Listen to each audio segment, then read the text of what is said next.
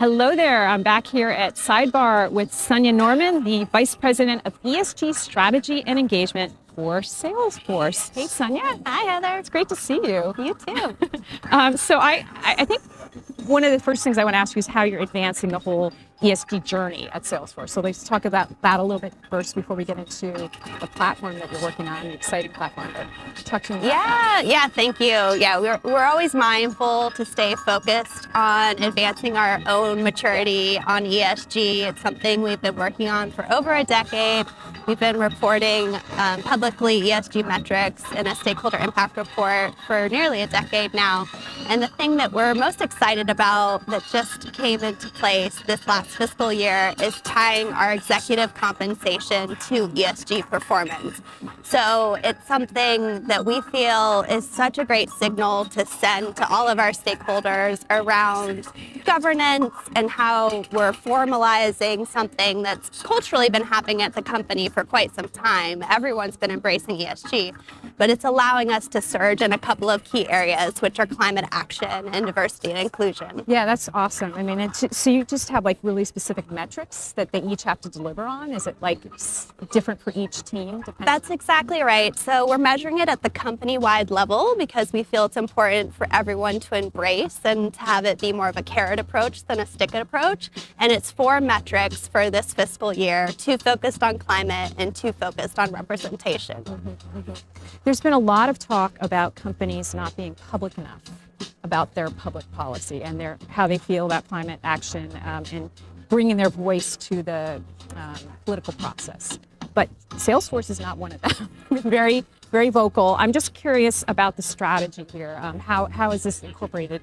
Your ESG journey and your support for it, how is it incorporated into the public policy? Well, collaboration is a key theme in ESG, and we are so fortunate to have a world-class government affairs team that we partner with. And a few years ago, they helped us publicize what we call our climate principles. Our policy principles are how we're going to engage, how we're focused on issues, which issues we engage on and why. And they're aligned closely to our corporate climate action plan. And as a part of that, we wanted to make sure that we're helping to develop the field. There's so much going on with regulation and climate disclosure. So part of our climate policy principles is advocating around transparency. And we've had so many opportunities to do that with the latest world goings on. And so, of course, as a US-based multinational, the SEC was an obvious place to engage. So we've been really actively engaging with the SEC and their comment periods, but also came out just on our own to say, hey, we think corporates should have mandated reporting. Yeah. We believe that will advance action and it will advance the field.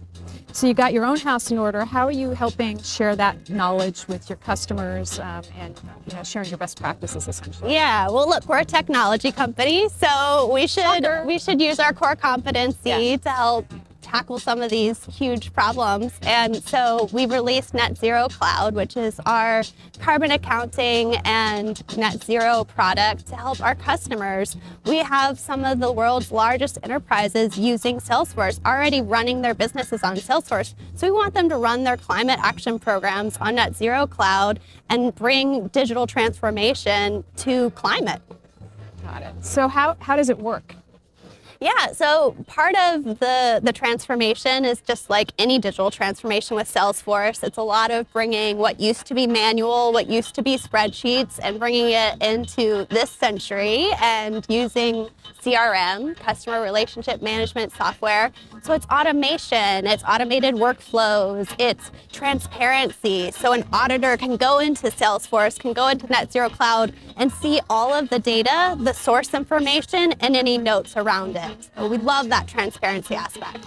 So One other thing, though, is CRM and PRM, partner relationship management, to handle an aspect of that, because that's the big scope 3 problem. Yeah, absolutely. Yeah, we do have scope 3 functionality, and you're exactly right. Part of the beauty of CRM is allowing different types of users to interact on the platform. So you'd have your suppliers, you have your employees, you have your vendors, and your auditor. So someone like Ernst & Young, who we use for auditing, can actually log into Net Zero Cloud and perform many of their auditing functions within the product. Well, thank you for giving us a little taste of what you're doing. Really appreciate it. My pleasure. And thank you for joining us for this latest interview. We'll be back with more in a moment after this commercial.